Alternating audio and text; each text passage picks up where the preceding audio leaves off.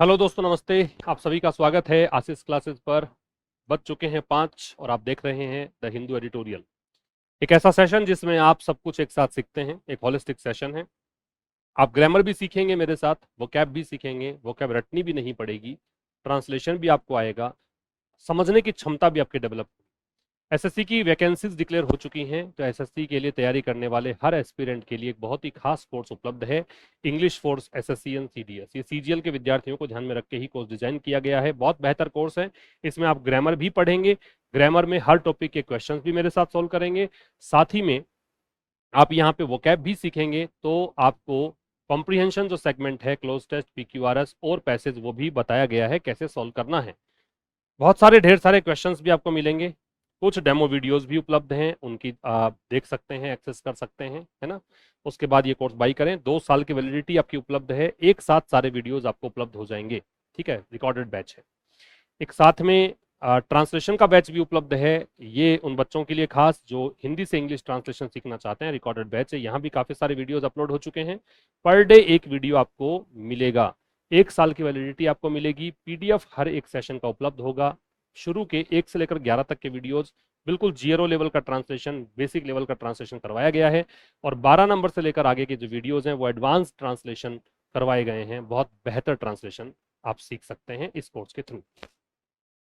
आज का जो सेशन है हमारा history lessons on the French open. जैसा कि मैं बहुत पहले ही बता चुका हूं कि जो लोग मेरे साथ इस चैनल पर ये सेशन रेगुलर देख रहे हैं काफी समय से, उनको पता है कि सबसे मुश्किल अगर कोई सेशन होता है, अगर एडिटोरियल के टर्म्स में बात करें, तो सबसे मुश्किल होता है स्पोर्ट्स आर्टिकल। अगर आप स्पोर्ट्स रिलेटेड आर्टिकल्स पढ़ते हैं तो बड़ा मुश्किल आपको लगेगा। और अगर आप स्पोर्ट्स आर्टिकल की जगह कोई बिजनेस आर्टिकल देखते हैं तो वो थोड़ा सा इससे आसान है। और पॉलिटिकल आर्टिकल्स देखते हैं तो वो और भी आसान है। इसका मतलब सबसे मुश्किल आर्टिकल आप पढ़ेंगे तो बहुत सारे नए वर्ड्स के लिए तैयार रहें। काफी सारे नए वर्ड्स मिलेंगे, पेन नोटबुक लेकर बैठें। और अगर आप नए हैं इस चैनल पर तो शुरुआत से स्टार्ट कर दीजिए। 2025 के एडिटोरियल्स की एक प्लेलिस्ट बनी हुई है। हर थंबनेल पर नंबर लगे हुए हैं, 1 2 3 4 ऐसे। पिछले 1 महीने से कंटिन्यू, बगैर किसी छुट्टी के, बगैर किसी अवकाश के, ना संडे मैंने ऑफ किया, ना कोई जयंती का ऑफ हुआ है, ना ही आगे कभी ऑफ होगा। रेगुलर ये वीडियो मिलेगा, 5 बजे मिलेगा। 20-25 मिनट का सेशन है, बहुत कुछ आप सीखेंगे। तो चलो स्टार्ट करते हैं आज की क्लास। क्या है हिस्ट्री लेसन्स? क्या कहना चाह रहा है हिस्ट्री लेसन्स का मतलब क्या है? इसका मतलब है इतिहास की सीख, ठीक है। इतिहास की सीख किस बारे में है? फ्रेंच ओपन को लेकर एडिटोरियल लिखा गया है। किसको लेकर लिखा गया है? फ्रेंच ओपन को। तो हिस्ट्री लेसन्स है, इतिहास की सीख है, और फ्रेंच ओपन को लेकर लिखा गया है। The top player in men's and women's tennis. पहले तो इसको मेन बोलते हैं, MEN मेन, और ये बोलते हैं विमेन। इसका सिंगुलर होता है MAN मैन, और इसका सिंगुलर होता है WOMAN वुमन। वुमन का प्लूरल है विमेन और मैन का प्लूरल है मेन। प्रोनाउंसिएशन बता रहा हूं। The top player in men's and women's tennis, जो टॉप स्तर है, सर्वोच्च स्तर है, चाहे वो पुरुष टेनिस की बात आप करें या महिला टेनिस की बात करें, तो वो टॉप प्लेयर, इस टॉप प्लेयर की वर्ब, ये सब्जेक्ट है, इसकी वर्ब है स्पोर्ट्स, ये मैन वर्ब है। और नाउ है वो एडवर्ब है, और नाउ का प्रयोग हम मैन वर्ब के पहले करते हैं। एडवर्ब बताता टाइम बताता है ये नाउ। ये जो स्तर है टॉप प्लेयर जो है वो, उसने, स्पोर्ट्स का मतलब क्या है? ये क्रिया है, ये नाउन नहीं है। यहाँ पे स्पोर्ट्स वो खेल वाला नहीं है। इसका मतलब है वेयर करना, पहनना, ठीक है, धारण करना। इसको आप एग्जिबिट भी कह सकते हो, इसको आप फ्लॉन्ट भी कह सकते हो, इसको आप रिवील भी कह सकते हो, दिखाना भी कह सकते हो, शो करना कह सकते हो, है ना, प्रदर्शन करना कह सकते हो, या कोई नया लुक धारण करना ये भी कह सकते हो। तो यहां तो लुक धारण करने से अर्थ है सेटल्ड लुक। सेटल्ड का मतलब है परमानेंट, स्थाई। सेटल्ड का मतलब क्या है? परमानेंट, स्थाई। या इसको आप बोलेंगे एंड्योरिंग, टिकाऊ, ठीक है। लुक का मतलब पता ही है, लुक का मतलब रूप मान लीजिए। तो जो टॉप प्लेयर है मेंस और विमेन्स टेनिस का, महिला और पुरुष टेनिस में जो टॉप स्तर है, अब उसने धारण कर लिया है एक स्थायी लुक, ठीक है। जो शीर्ष स्तर है पुरुष टेनिस का और महिला टेनिस का, अब उसने बिल्कुल स्थायी रूप ले लिया है, ये मतलब है इसका। वैसे स्पोर्ट्स जो होता है, थोड़ा सा बता दूं आपको मैं, कि स्पोर्ट्स और गेम्स, ये बहुत बार आप में से बहुत के दिमाग में ये क्वेश्चन आता होगा कि स्पोर्ट्स और गेम में डिफरेंस क्या है। ठीक है, तो स्पोर्ट्स जो होता है वो उसमें मेंटल एक्सरसाइज नहीं शामिल करते हैं, फिजिकल एक्सरसाइज शामिल करते हैं। एक दो अंतर बता रहा हूं। इसमें आप शामिल करते हैं फिजिकल एक्सरसाइज, जबकि इसमें जो ये गेम्स हैं इसमें फिजिकल एक्सरसाइज भी होती है और मेंटल भी होती है। एक बात। दूसरा, स्पोर्ट्स जो हैं वो आप एक प्रकार से यहाँ पे रूल्स होंगे, एक एसोसिएशन होती है, एक बोर्ड होता है स्पोर्ट्स कराने वाला, लेकिन गेम में कोई जरूरी नहीं है ऐसा। ठीक है, यहाँ रूल्स हों जरूरी नहीं है। स्पोर्ट्स कंपटीशन की भावना से ही खेला जाता है, निश्चित रूप से यहाँ पे कॉम्पिटिटिव स्पिरिट होनी ही चाहिए, आप दूसरे को हराने के लिए ही खेलते हो, लेकिन गेम में ऐसे कॉम्पिटिटिव स्पिरिट का होना आवश्यक नहीं है। आप गेम में कॉम्पिटिटिव स्पिरिट के साथ साथ हो सकता है कि आपका उद्देश्य एंटरटेनमेंट भी हो। तो दूसरा जो इसके अंदर अंतर है वो ये है कि यहाँ पे कॉम्पिटिटिव स्पिरिट देखने को मिलती है, लेकिन यहाँ हो सकता है कॉम्पिटिटिव स्पिरिट देखने को मिले, लेकिन साथ साथ यहां दूसरा उद्देश्य आपका एंटरटेनमेंट हो सकता है। ठीक है, ये थोड़ा सा अंतर ध्यान रखिएगा। सारे के सारे जो स्पोर्ट्स हैं उनको आप गेम कह सकते हैं, लेकिन सारे गेम्स को स्पोर्ट्स नहीं कह सकते। उदाहरण के लिए क्रिकेट है वो स्पोर्ट्स की कैटेगरी में आता है, फुटबॉल है वो स्पोर्ट्स की कैटेगरी में आता है, हॉकी है वो स्पोर्ट्स की कैटेगरी में आता है, लेकिन वीडियो गेम्स वो स्पोर्ट्स नहीं है। ठीक है, ऐसे ही चेस वो स्पोर्ट्स नहीं है, वो गेम की कैटेगरी में आता है। तो ये एक डिफरेंस है, ध्यान रखिएगा। आगे क्या कह रहा है, the yearning for historical greatness. Yearning का मतलब होता है इच्छा, क्रेविंग कह सकते हो, डिजायर कह सकते हो, ठीक है, लॉन्गिंग कह सकते हो, इच्छा, लालसा। तो लालसा किस चीज की, यर्निंग के साथ फोर लगता है, ये भी ध्यान रखना, क्रेविंग के साथ भी फोर ही लगता है। हिस्टोरिकल ग्रेटनेस, ऐतिहासिक महानता, हिस्टोरिकल एडजेक्टिव है, ग्रेटनेस नाउन है। जिन वर्ड के एंड में जनरली नेस होता है वो नाउन होते हैं, जिन वर्ड के एंड में जनरली एल होता है वो एडजेक्टिव होते हैं। तो जो इच्छा है, लालसा है ऐतिहासिक महानता की। अब इस यर्निंग की वर्ब जो है वो इज है, ये लिंकिंग वर्ब है। तो ये लालसा है वो कॉमन है, वो सामान्य है, किसमें, स्पोर्ट्स फैंस के बीच। मतलब जो खेल के प्रशंसक हैं, समर्थक हैं, उनमें ये लालसा आम बात है।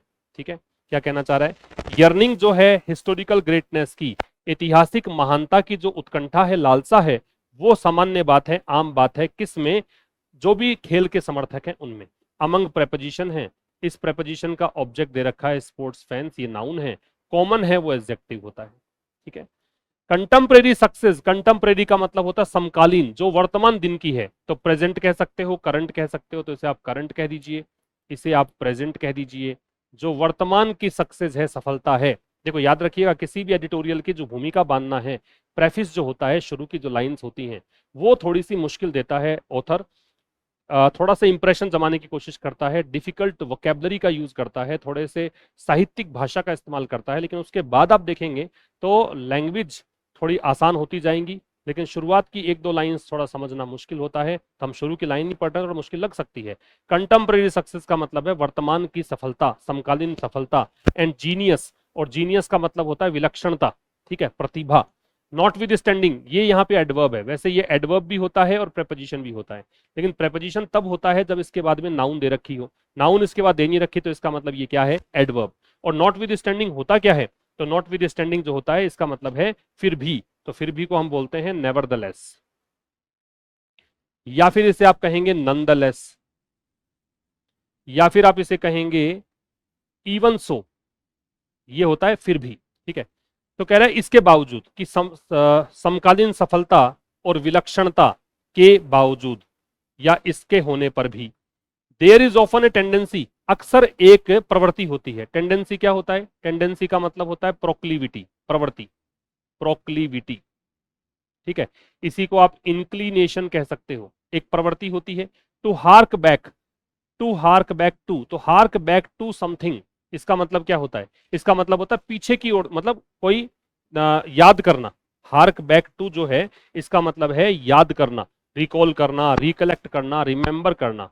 तो रिकॉल करना सिनोनिम है इसका, रिमेंबर याद करना इसका सिनोनिम है, या इसे आप कहते हैं लुक बैक टू, ठीक है, पास्ट देखना, याद करना। लेमेंट का मतलब होता है मोर्न, शोक मनाना, विलाप करना, है ना, रोना, वीप फॉर, ये मतलब होता है। दैट प्रेजेंट डे वर्चुओसी, वर्चुओसी जो है वो वर्चुओसो का सिनोनिम है, मतलब प्लूरल है। VIRTUOSO, ये होता है सिंगुलर, ये इसका प्लूरल है। आप इसका प्लूरल ये भी बना सकते हो, वर्चुओसोस, ये भी प्लूरल है और ये भी प्लूरल है, ठीक है। तो ये प्लूरल दे रखा है आपको, ठीक है, ES लग के ही बन सकता है और ऐसे ही बन सकता है। वर्चुओसो होता क्या है? ये होता है जो व्यक्ति एक्सपर्ट है किसी फील्ड का, जो व्यक्ति मास्टर है किसी चीज का, उसको बोलते हैं वर्चुओसो। तो यहाँ पे आप एक्सपर्ट इसका मतलब डाल सकते हैं, एक मिनट, इसको आप एक्सपर्ट कह सकते हैं, आप इसे मास्टर कह सकते हैं, आप इसे माइस्ट्रो कह सकते हैं, ठीक है। मतलब जो व्यक्ति उस फील्ड का माहिर होता है उसको बोलते हैं। Are not a patch on the, तो नॉट अ पैच ऑन ये भी एक फ्रेज है। नॉट अ पैच ऑन ये भी क्या है? एक फ्रेज है। इसका मतलब क्या है? इसका मतलब होता है कि ग्रेटली इंफीरियर टू, मतलब बहुत ही नीचे होता है इसका लेवल। इसका लिख रहा हूं मैं, यहां पे लिख देता हूं, not a patch on, not a patch on, इसका मतलब होता है greatly inferior to, greatly inferior to मतलब कोई मेल ना होना, थोड़ा सा निम्नतर होना, ये मतलब होता है। द ओल्डर वंस मतलब पुराने चीजें। फिर समझना अब, contemporary success and genius not with standing, समकालीन सफलता आपको मिल रही है, वर्तमान के दिन आप सफल हो रहे हैं, आप विलक्षण प्रतिभा के धनी हैं। इसके बावजूद भी अक्सर एक प्रवृत्ति देखने को मिलती है कि हम पास्ट की बातों को याद करते हैं और विलाप करते हैं या रोते हैं, किसके लिए? That present day virtuosi are not a patch on, इस बारे में रोना रोते हैं कि वर्तमान में जो एक्सपर्ट हैं, माहिर है इस फील्ड के खिलाड़ी, वो पुराने खिलाड़ियों की तुलना में इंफीरियर हैं। बात समझ में आ गई? रिपीट कर रहा हूं कि वर्तमान सफलता और विलक्षणता के बावजूद अक्सर ये टेंडेंसी देखने को मिलती है कि हम पास्ट की चीजों को याद करते हैं और रोना रोते हैं इस बात का कि वर्तमान के दिन जो एक्सपर्ट खिलाड़ी हैं उनमें, मतलब पुराने से कंपेयर करें तो उनमें वो मादा नहीं है, ठीक है। अब इसमें सब्जेक्ट वर्ब की बात करें तो contemporary success and not with standing, या तो कोई दिक्कत नहीं है। नॉट विद स्टैंडिंग एडवर्ब या प्रिपरेशन, जीनियस एडजेक्टिव होता है, सक्सेस नाउन है, कंटेम्परेरी एडजेक्टिव है, देयर एडवर्ब है। देयर से स्टार्ट करते ही आपको पता है कि इन्वर्जन लगता है तो ये आपकी क्रिया है। इसके बाद ये टेंडेंसी जो है ये सब्जेक्ट है, ए डिटर्मिनर है, ऑफन एडवर्ब ऑफ फ्रीक्वेंसी है, ये एडवर्ब ये एडवर्ब। तो एक अक्सर टेंडेंसी देखने को मिलती है टू हार्क बैक, ये इन्फिनिटी हो गया। टेंडेंसी किस चीज की? पीछे देखने की या फिर याद करने की। किसको? पास्ट को याद करना। लेमेंट भी क्रिया है, विलाप करना। दैट की कंजंक्शन है। प्रेजेंट डे वर्चुओसी ये सब्जेक्ट है, इसकी वर्ब है आर, ये लिंकिंग वर्ब है कि वर्तमान के दौर के जो एक्सपर्ट हैं, मास्टर खिलाड़ी हैं, वो इंफीरियर हैं किससे? ओल्डर वन से, डिटर्मिनर है। ओल्डर डिग्री कंपैरेटिव है ओल्ड की, वंस नाउन के रूप में काम करेगा, तो पुराने खिलाड़ियों की तुलना में। इन टेनिस, टेनिस में ये फ्रेज हो गई, ठीक है। इन टेनिस, इन प्रिपरेशन ये इसका ऑब्जेक्ट। टेनिस में this story line, story line क्या होता है? ये नैरेटिव होता है। स्टोरी लाइन का मतलब नैरेटिव या प्लॉट, मतलब कथानक जिसके इर्द गिर्द कहानी घूमती है, उसको बोलते हैं स्टोरी लाइन। तो टेनिस में ये जो कहानी है वॉज एक्सपेक्टेड, इससे ये संभावना थी या ऐसी आशा थी। दिस स्टोरी लाइन, ये कहानी, ये कथानक, वॉज एक्सपेक्टेड, ये ऐसा एक्सपेक्ट किया जाता था। ये पैसिव वॉइस है, वॉज एक्सपेक्टेड। स्टोरी लाइन है वो सब्जेक्ट है, ये इसकी वर्ब है, ठीक है। तो टेनिस में इस कथानक या स्टोरी लाइन का was expected to unfold, unfold का मतलब है सामने आना, उजागर होना, रिवील होना, डिस्क्लोज होना, है ना, या फिर इवोल्व होना या इमर्ज होना, सामने आना, एक प्रकार से उभरना, ये कह सकते हो, ठीक है। अनफोल्ड का मतलब ये है। तो कह रहा है कि भाई यहां टेनिस के अंदर ये जो कहानी है, इसे संभावना थी कि ऐसा ही घटित होगा। In the immediate aftermath, immediate तत्काल, तुरंत। आफ्टरमैथ का मतलब होता है परिणाम। आफ्टरमैथ का मतलब क्या होता है? परिणाम। तो आफ्टरमैथ को आप फॉल आउट कह सकते हो, रिजल्ट कह सकते हो, रिजल्ट कह दो, फॉल आउट कह दो, रिपरकशन कह दो, ये पीडीएफ आप प्राप्त कर लेना, मैं टेलीग्राम चैनल पे दे दूंगा ऐसे कैसे। तो तुरंत जो बाद का दौर है या परिणाम है किसका, ऑफ द बिग थ्री, जो सबसे बड़े 3 खिलाड़ी थे। ईरा, ईरा का मतलब होता है युग, ईरा को तुम इपोक कह सकते हो, ईरा को आप एज कह सकते हो, ईरा को आप पीरियड कह सकते हो, ईरा को आप ईयन कह सकते हो, AEON, ईयन, ठीक है, युग। As Roger Federer and Rafael Nadal exited, क्योंकि एज यहां कंजंक्शन है, रोजर फेडरर और राफेल नडाल तो एग्जिट हो गए, संन्यास ले लिया। And Novak Djokovic started displaying, और इन्होंने शुरू कर दिया, स्टार्ट के बाद आईएनजी लगता है भाई, इन्होंने दिखाना शुरू कर दिया हिज वेनिंग पावर्स, वेनिंग का मतलब होता है गिरावट आना, ड्विंडल, डिमिनिश, रिड्यूस, ठीक है, गिरावट आना, कि इन्होंने दिखाना शुरू कर दिया कि उनकी शक्ति अब जो है उसमें गिरावट आ रही है, ताकत जो है वो गिरावट आ रही है। फिर समझिए, ये ऊपर जो बताया है ना कि हम हमारे में होता क्या है जनरली, हम लोग आज के दौर में भले ही खिलाड़ी कितना ही अच्छा क्यों ना खेले, टीम कितना ही अच्छा क्यों नहीं कर रही हो, जीत रहे हो, आप बहुत जीनियस हैं, पहले से बहुत बढ़िया हैं, फिर भी एक प्रवृत्ति देखने को आती है कि हम लोग पास्ट की बातें करते हैं कि पुराने खिलाड़ी जो हैं आज के दौर के खिलाड़ी से कहीं बेहतर थे, है ना, ऐसा हर खेल में होता है। और टेनिस में ये कहानी, ये कथानक जो ऊपर लिखा है, पृष्ठभूमि बताई है, इसकी संभावना थी कि ये सामने आएगा। कब? इसके तुरंत बाद, कि ये 2 खिलाड़ी तो चले गए, संन्यास ले लिया, और ये खिलाड़ी जो खेल रहा है, लेकिन इसके खेल में जो पावर था इसका वो ड्विंडल हो रहा है, गिरावट आ रही है। इसके बाद ऐसा ही लग रहा था कि ये भी अब ऐसा सामने आ सकता है। बात समझ में आ गई?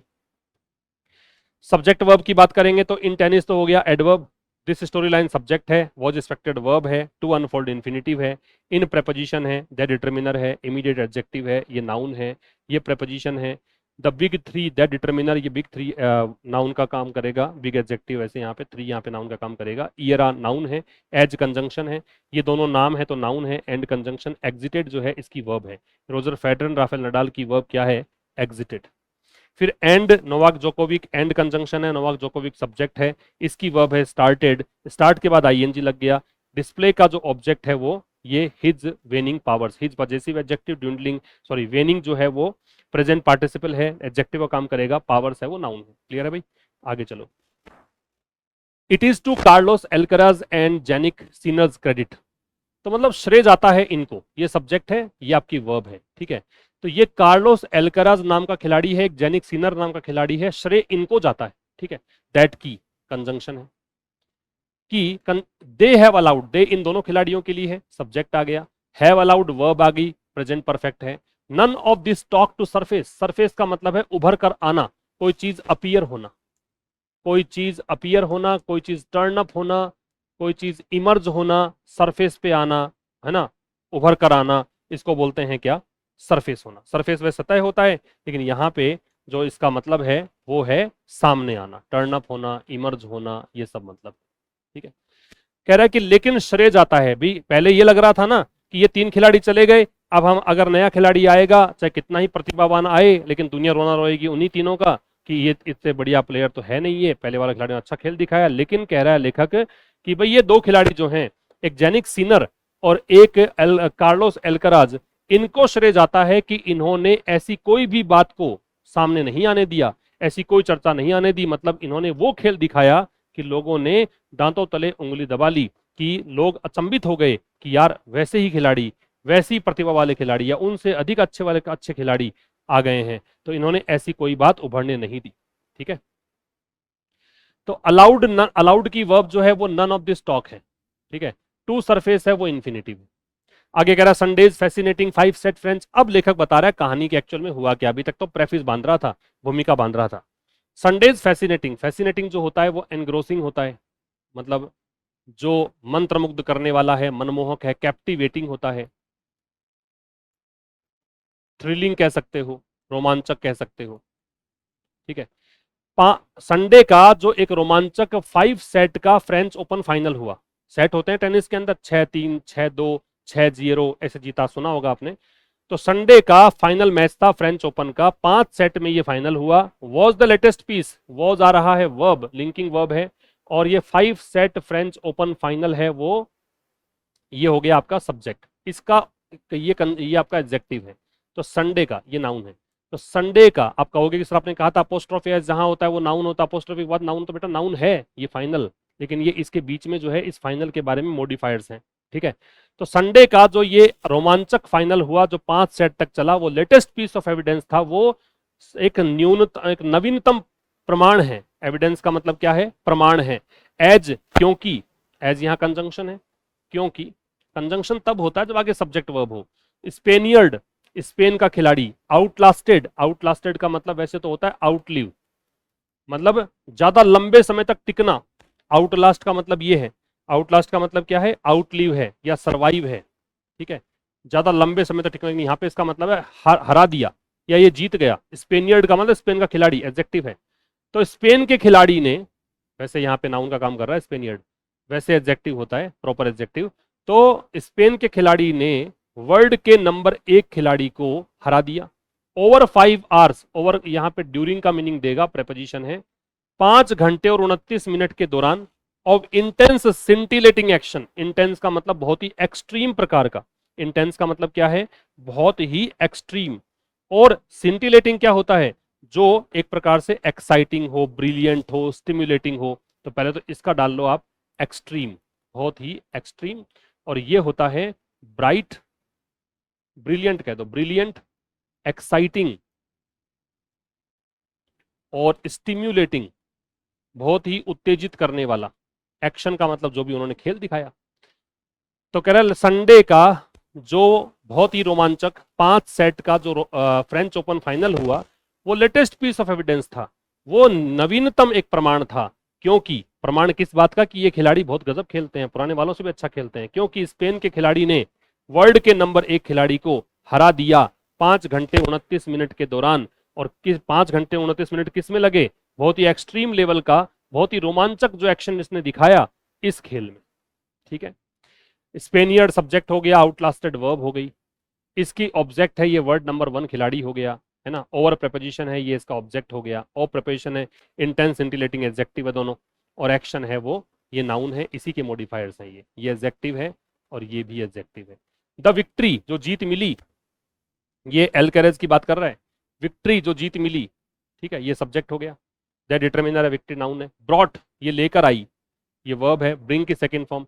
एल्केरेज को his 5th grand slam trophy, इस जीत ने, एल्केरेज जो खिलाड़ी है स्पेन का, इसको 5वां ग्रैंड स्लैम ट्रॉफी जिता दी।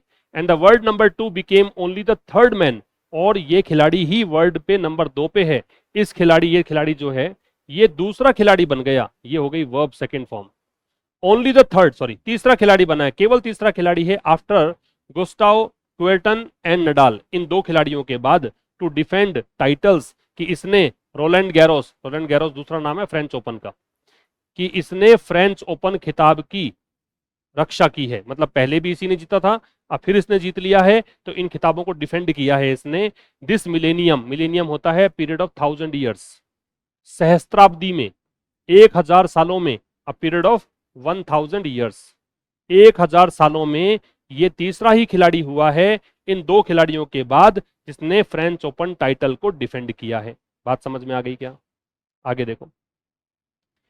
एल्केरेज and Sinner have now swept the last 6 majors and 8 of the previous 11। Alcaraz और सीनर ये दोनों सब्जेक्ट हो गया। हैव स्वेप्ट है, ये क्रिया है, ये हेल्पिंग वर्ब है, ये मैन वर्ब है, प्रेजेंट परफेक्ट है, ये एडवर्ब है, नाउन के पहले ही आ रहा है। देखो व्यवहार देख लिया करो, बिहेवियर से सीखो कि वर्ड कैसे प्ले कर रहा है। आपने देखा कि पहले भी नाउ मैन वर्ब से पहले आ रहा था, अब फिर से नाउ मैन वर्ब के पहले, तो मैन वर्ब के पहले लगाना है। इसका मतलब स्वेप्ट जो है वो स्वीप की सेकंड और थर्ड फॉर्म होती है। वैसे तो स्वीप साफ करना होता है, ठीक है, झाड़ू लगाना होता है, लेकिन इसने झाड़ू लगा दी इन टूर्नामेंट पर, मतलब बिल्कुल स्वीप कर दिया, क्लीन स्वीप सुना होगा आपने, बुरी तरह से हरा दिया ओपोनेंट को। तो इसका मतलब है एल्केरेज और सिनर ने अब जो है पिछले 6 मेजर टाइटल जीते हैं, 6 मुख्य टाइटल जीते हैं, और 8 जीते हैं प्रीवियस 11 में से। 11 में से 8 जीत गए, जिसमें से 6 मुख्य टाइटल जीते हैं। तो यहां सब्जेक्ट ये हो गया, वर्ब ये हो गई, और ये वाली जो कहानी है ये आपका ऑब्जेक्ट हो गया। They are firmly perched at, perch का मतलब क्या है? पर्च का मतलब है बैठना। पर्च जो है इसका मतलब क्या होता है? बैठना, सिटिंग और रेस्टिंग, या to be in a high position. यहां पे जो इसका मतलब है to be in a high position, बहुत ज्यादा उच्च स्तर पे होना। तो कह रहा है दे किसके लिए आ रहा है? इन दोनों के लिए आ रहा है, तो दे आ गया सब्जेक्ट, आर हो गई लिंकिंग वर्ब। फर्मली जो है ये हो गया एडवर्ब, दृढ़ता से। फर्मली होता दृढ़ता से। अब वो बिल्कुल दृढ़ता से बैठे हुए हैं एट द टॉप, शीर्ष स्तर पर। इसका मतलब सिट भी होता है, बैठना भी होता है। At the top of tennis current totem pole. Totem pole क्या है? टोटेम पोल अगर पता लग जाए तो पता लग ही जाएगा, टॉप ऑफ टेनिस। अब टोटेम पोल जो होता है इसका मतलब होता है पदानुक्रम। एक वर्ड होता है हाईरार्की, HIERARCHY, हाईरार्की। इसको क्या बोलते हैं? हाईरार्की। सुना होगा आपने, ये स्पेलिंग में भी आ सकता है, HIERARCHY। ये होता है हाईरार्की, पदानुक्रम बोलते हैं इसको हिंदी में। क्या बोलते हैं? पदानुक्रम। मतलब ऐसे सीक्वेंस होता है ना कि इसके ऊपर ये, इसके ऊपर ये, इसके ऊपर एक पिरामिड होता है, उसको बोलते हैं हाईरार्की। तो अब ये टेनिस का जो वर्तमान में पदानुक्रम है उसमें टॉप पर बैठे हैं ये दोनों खिलाड़ी। And going by, going by का मतलब है कंसिडरिंग, मतलब इसको देखते हुए, इसको ध्यान में रखते हुए, ठीक है। The 12th act of their engrossing, engrossing का मतलब फैसिनेटिंग, या इसको बोलेंगे थ्रिलिंग, रोमांचक। The 12th act of their engrossing play in Paris. और जो 12वां ये प्रदर्शन किया है, 11 तो जीत ही चुके, और 12वां जो ये प्रदर्शन किया है बहुत ही रोमांचक खेल का पेरिस में, है ना। देयर इज लिटिल डाउट, तो इसमें कोई डाउट नहीं है, देयर से स्टार्ट हो गया, ये एडवर्ब हो गया। इज है वो लिंकिंग वर्ब है, किसकी? इस डाउट की ये सब्जेक्ट है। लिटिल है वो डिटर्मिनर है, और लिटिल का मतलब यहाँ पे नो है। जब लिटिल के पहले ए या द नहीं आता तो इसका मतलब नो या नथिंग होता है। नथिंग तब होता है जब आगे नाउन भी नहीं हो, ये खुद प्रोनाउन है। डिटर्मिनर अगर है तो इसका मतलब नो होता है। तो इस बात में कोई शक नहीं है, दैट कंजंक्शन हो गया कि it is their rivalry, it subject है, इज यहाँ पे मैन वर्ब, लिंकिंग वर्ब है, देयर पजेसिव एडजेक्टिव है, ये आपका नाउन है, कि उनकी राइवलरी ही है, उनकी कॉम्पिटिटिवनेस है। राइवलरी क्या होता है? कॉम्पिटिटिवनेस, उनकी प्रतिस्पर्धा है, ये उनका बीच में कंपटीशन है, ठीक है। उनके बीच कंपटीशन है, that will prove, that relative pronoun है, इस राइवलरी के लिए आ रहा है। इस राइवलरी की वर्ब है वो विल प्रूव है, जिसमें ये हेल्पिंग वर्ब और ये मैन वर्ब, ये वर्ब हो गई। ईयर आर डिफाइनिंग, कि ये उनकी कॉम्पिटिटिवनेस ही है, उनकी प्रतिस्पर्धा ही है जो युग को परिभाषित करेगी फॉर द मेंस गेम। इस पुरुषों का जो गेम है, ये पुरुषों का जो खेल है, वैसे गेम नहीं स्पोर्ट्स है, लेकिन इसने समझाने के लिए ऐसे गेम लिख दिया। तो पुरुषों का जो खेल है टेनिस वाला, उसमें युग को परिभाषित करने वाला सिद्ध होगा कौन? इनकी राइवलरी, किनकी? इन दोनों खिलाड़ियों की, ठीक है। ये था आज के इस एडिटोरियल में, उम्मीद करता हूं बहुत अच्छे समझ में आ गया होगा ये वाला भी। हालांकि है मुश्किल, लेकिन मैंने कोशिश करी है आसान भाषा में आराम से समझाने की, आपको समझ में आ गया होगा। Thank you very much for watching till the end. See you tomorrow at 5 through a new session at 5। Till then, नमस्कार।